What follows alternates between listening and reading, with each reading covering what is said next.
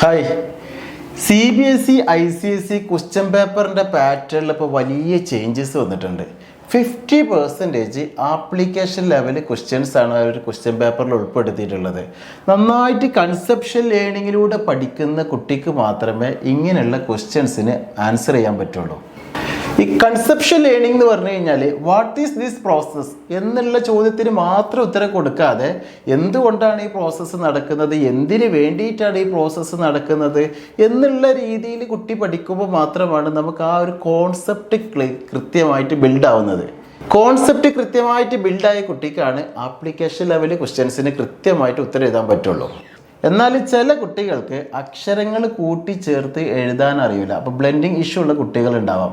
ഒരു പാരഗ്രാഫ് വായിച്ച് അതിൻ്റെ കോൺസെപ്റ്റ് എന്താണെന്ന് മനസ്സിലാക്കിയതിന് ശേഷം അതിൽ നിന്ന് ചോദ്യങ്ങൾ ചോദിച്ചു കഴിഞ്ഞാൽ അതിന് ഉത്തരം എഴുതാൻ പറ്റുന്നില്ല. കോംപ്രഹെൻസീവ് സ്കില്ല് കുറവുള്ള കുട്ടികളുണ്ടാവും. ഇങ്ങനെയുള്ള കുട്ടികൾ 5th ക്ലാസ്സിലാണെങ്കിലും 2nd ക്ലാസ്സിൻ്റെ ലെവലേ ഉണ്ടാവുള്ളൂ. അപ്പോൾ ഒരു 3 വർഷത്തെ ലേണിംഗ് ഗ്യാപ്പ് ഉണ്ട്. ഇങ്ങനെ ലേണിംഗ് ഗ്യാപ്പ് ഉള്ള കുട്ടികൾക്ക് കോൺസെപ്റ്റ് ക്ലിയർ ആവാൻ ബുദ്ധിമുട്ട് അനുഭവപ്പെടാറുണ്ട്. അപ്പോൾ ഓരോ ചാപ്റ്ററിൻ്റെയും കോൺസെപ്റ്റ് കൃത്യമായിട്ട് ബിൽഡ് ചെയ്ത് കൊടുക്കുന്നതിന് വേണ്ടിയിട്ട് ഏറ്റവും ബെറ്റർ ആയിട്ടുള്ള മെത്തേഡാണ് കുട്ടിക്ക് 1-to-1 ട്യൂഷൻ പ്രൊവൈഡ് ചെയ്യുക എന്നുള്ളത്. അതിന് നിങ്ങൾക്ക് ഏറ്റവും ബെറ്റർ ആയിട്ടുള്ള സ്ഥാപനമാണ് റോസ് ആപ്പ് എന്നുള്ളത്.